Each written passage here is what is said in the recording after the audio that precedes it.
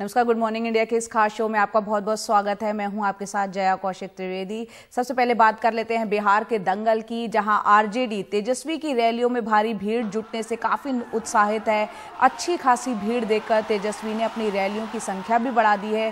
पहले जो है अभी तक 8-9 रैली कर रहे थे, लेकिन अब उसकी संख्या बढ़ा दी है। तेजस्वी अपनी रैलियों में 10 लाख नौकरियों और बदलाव की बात कर रहे हैं। अपनी रैलियों और इंटरव्यू में तेजस्वी यादव कह रहे हैं कि वो बीजेपी पर भी हमला बोल रहे हैं। बीजेपी अध्यक्ष जेपी नड्डा पर उनका कहना है कि वो बिहार को विशेष राज्य देने की बात तो छोड़िए, विशेष पैकेज भी नहीं दिला पाए। तेजस्वी ये पूछना नहीं भूलते कि पीएम मोदी के ऐलान के बाद भी पैकेज देने की बात क्यों नहीं करते, जबकि बिहार में डबल इंजन की सरकार है। तेजस्वी यादव ने उनकी रैलियों में आ रही अच्छी खासी भीड़ के सवाल पर एनडीटीवी से कहा कि ये भीड़ नहीं, रिजल्ट है। और हमारे सहयोगी मनीष कुमार ने बात की आरजेडी नेता तेजस्वी यादव से। ये बीजेपी कह रही है कि जो भीड़ आ रही है केवल ये आपके जो समर्थित वोटर हैं उनकी भीड़ है, यानी ये तर्क से उनके पास तो भीड़ भी नहीं हो रही, यानी कोई समर्थक ही नहीं है। ये लोग हताश निराश हो गए जन सैलाब दे करके। सभी लोगों ने, बिहार ने मन बना लिया है डबल इंजन की सरकार को इस बार गद्दी से उखाड़ फेंकेंगे। सुशील मोदी जी बोलते भाई डोनाल्ड ट्रंप तो आके नहीं देते, बिहार को विशेष राज्य का दर्जा कौन देगा। सिंपल क्वेश्चन ये है कि बिहार को विशेष राज्य का दर्जा, विशेष पैकेज कौन देगा, ये सुशील मोदी जी जवाब दे। बात ये है कि बेरोजगारी पे ये नहीं बात करना चाहते, गरीबी पे, भूखमरी पे, पलायन पे, मजदूर किसान पे नहीं बात करना चाहते। नीतीश जी को 15 साल बाद याद आ रहा है कि हर खेत जल पहुंचाना है। बिहार कृषि प्रधान राज्य है, 70% कृषि पे डिपेंडेंट है। उनको 15 साल बाद याद आ रहा है कि कृषि क्षेत्र में हमको सिंचाई की व्यवस्था कर दी है। तो हम लोग देखिए बेरोजगार हों, 60 घोटाले हुए, ये लोग कहते हैं अनुभव नहीं है, कहाँ से पैसा लाएंगे। ये तो बड़ा हास्यास्पद है मुख्यमंत्री अगर ये बात कह रहे तो। 15 साल राज करने के बाद भी आप बताइए 60 घोटाले हुए, 30,000 करोड़ रुपया बिहार का लूटा गया। वो बजट का पैसा था, लोगों का पैसा था। बात आपको ये भी समझना पड़ेगा कि 500 करोड़ रुपया तो अपने चेहरा चमकाने के लिए विज्ञापन में लगाते हैं। नौकरी कैसे देंगे? सुशील मोदी कहते हैं कि अगर प्लांट में है ना, जो खाली पदे हैं वो तो प्लांट बजट में है। टीचर का सैलरी कहाँ से आता है, उसके लिए प्लांट है ना। और शिक्षा डिपार्टमेंट मोस्टली तो सैलरी में पैसा खर्च कर रही है, और तो कोई काम नहीं कर रही। लेकिन मोदी जी का कहना है कि अगर आपकी बातों को माना गया तो बिहार में खाने के लिए या स्कॉलरशिप के लिए कोई पैसा नहीं रहेगा।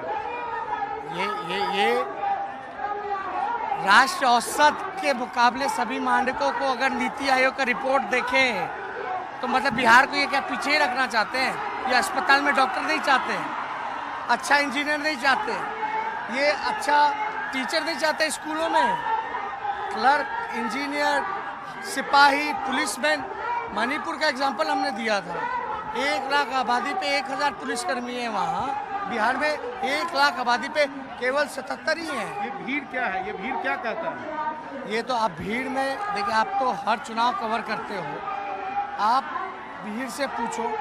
हमको तो ये तो भीड़ जो है ये ऊर्जा का केंद्र है, ये साफ, ये रिजल्ट है। This is the final result. इस चीज़ को देख के जेडीयू बीजेपी के लोग बौखलाए हुए। योगी जी ने कहा है कि आपने अपने पिता का, नरेंद्र मोदी का ऐसा प्रभाव है कि आपने अपने पिताजी को अपने पोस्टर से गायब कर दिया। अब देखिए, लेकिन बिहार के लोगों के दिल में तो लालू जी हैं, मोदी जी का कौन सा असर है। और अब आपको बताते हैं कि आखिर एक रैली में क्यों भड़क गए नीतीश कुमार। दरअसल मुख्यमंत्री ने कल लालू के गढ़ छपरा में रैली की और इस दौरान कुछ लालू समर्थक भी रैली में पहुंच गए और लालू यादव के समर्थन में नारे लगाने लगे। इस पर नीतीश कुमार काफी गुस्से में आ गए और उन्होंने कहा कि वोट नहीं देना है तो मत दो, लेकिन यहाँ हल्ला मत करो। हमको पता नहीं बीच में क्या बोल रहे हो जी, क्या बोल रहे हो, क्या बोल रहे हो? जरा हथवा उठाओ, कह को अनाप शनाप बोल रहे हो, जरा हाथ उठाओ। चारा चोर है सब, चारा चोर। यहाँ पर ये सब हल्ला मत करो। तुमको अगर वोट नहीं देना है मत दो, बिल्कुल। लेकिन जरा बताइए भाई, हल्ला कर रहा है, सही है कि गलत है? जरा बोलिए जोर से।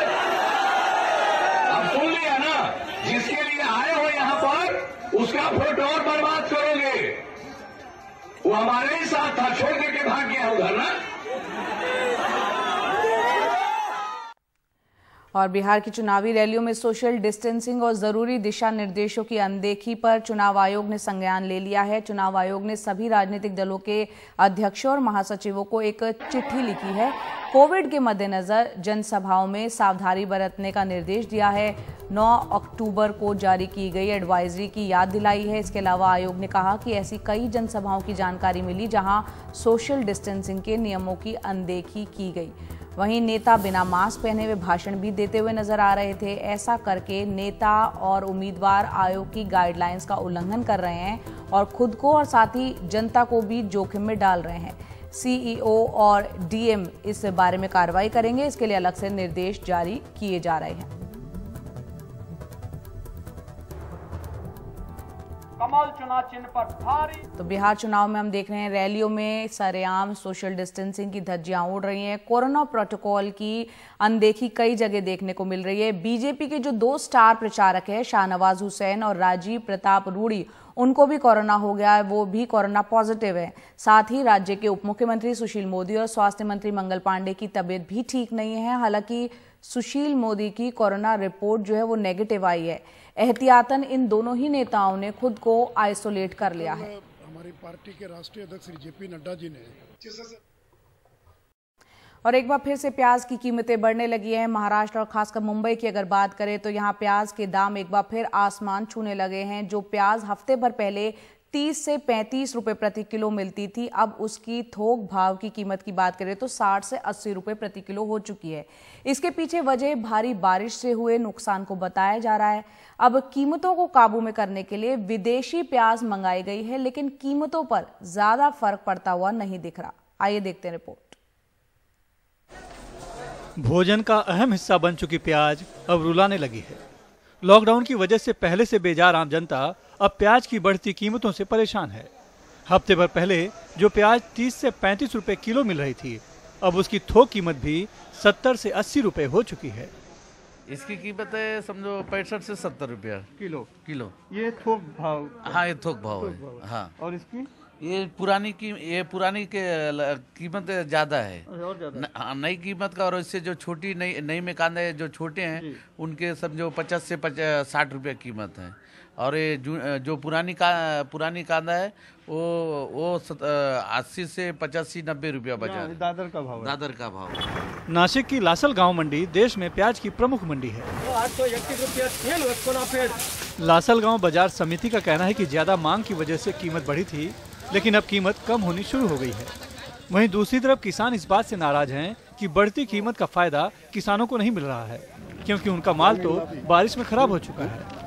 पिछले कुछ दिनों में देश के अंदर पैच की मांग बढ़ रही थी, इसलिए पैच के दाम बढ़ गए थे। लेकिन आज की तारीख में किसान लोग मंडी में जो प्याज ला रहे हैं उसमें ग्रेडिंग न करके प्याज लाने की वजह से पैच के दाम में थोड़ी गिरावट आ गई है। बाजार समिति में 1000 रुपया से लेके 7000 रुपया तक जो दाम किसान को मिल रहा है, वो जो दाम मिल रहा है, लेकिन किसान को क्या मिल रहा है ये भी देखना जरूरी है। इस बीच नवी मुंबई की एपीएमसी मार्केट में विदेशी प्याज की आवक से कीमतों में स्थिरता आई है। हमारे यहाँ पे नासिक का प्याज आ रहा है, मतलब महाराष्ट्र का प्याज आ रहा है, एमपी का प्याज आ रहा है, फिर नाफेड़ का प्याज आ रहा है, ईरान से प्याज अभी कल आया है हमारे मंडी में, एपीएमसी मंडी में, इजिप्ट का प्याज आया है। तो सब देख के सब मिला के आज हमारे मंडी में ग्राहक नहीं था, इसलिए थोड़ा बाजार को ब्रेक लगा। जानकारों का मानना है कि प्याज की बढ़ती कीमत अभी कुछ दिन और सताएगी। नासिक से किशोर वेलसरे और नवी मुंबई से सुरेश दास के साथ मुंबई से सुनील सिंह, एनडीटीवी इंडिया के लिए। नमस्कार, गुड मॉर्निंग इंडिया में आपका स्वागत है। मैं हूं अदिति राजपूत, मेरे साथ हैं जया कौशिक त्रिवेदी। शुरुआत बिहार के चुनाव से कर रहे हैं और इस वक्त अगर बिहार के चुनाव में सबसे ज्यादा किसी चीज की बात हो रही है तो वो हो रही है तेजस्वी यादव की रैलियों में उमड़ती भीड़ के। जिस तरह से भीड़ उमड़ कर आ रही है जया, हैरान कर देने वाली है। अच्छी खासी भीड़ देखकर तेजस्वी भी खासे उत्साहित नजर आने लगे और रैलियों की संख्या भी बढ़ा दी है। बिल्कुल, वो काफी उत्साहित नजर आ रहे हैं। यहाँ तक कि जो वहां उनको सुनने के लिए भीड़ आ रही है वो इतनी उत्साहित नजर आ रही है कि अगर आप तस्वीरों में कई बार देखेंगे, जो एक बैरिकेडिंग टाइप एक लगी होती है पंडाल के आगे, जो बल्लियों से देख रहे हैं आप, उनको तोड़ते हुए आगे आ जा रही है। और तेजस्वी यादव भी अपने समर्थकों को, भीड़ को आगे आने दे रहे हैं। काफी उत्साह देखने को मिल रहा है। इस प्रकार हम ये भी देख रहे हैं कि जहां एक तरफ तेजस्वी यादव की रैली में भीड़ उमड़ रही है, वहीं एनडीए में अगर हमने देखा था नीतीश कुमार कल एक रैली कर रहे थे वहां पर लालू के गढ़ में, छपरा में, वहां पर लालू जिंदाबाद के नारे लगे, वो भड़क गए। तो एक माहौल बन चुका है बिहार में, चुनावी माहौल जिसे कहते हैं। ये भीड़ क्या कहता है? ये तो आप भीड़ में देखिए, आप तो हर चुनाव कवर करते हो, आप भीड़ से पूछो। हमको तो ये तो भीड़ जो है ये ऊर्जा का केंद्र है। ये साफ ये रिजल्ट है। This is the final result. इस चीज को देख के जेडीयू बीजेपी के लोग बौखलाए हुए।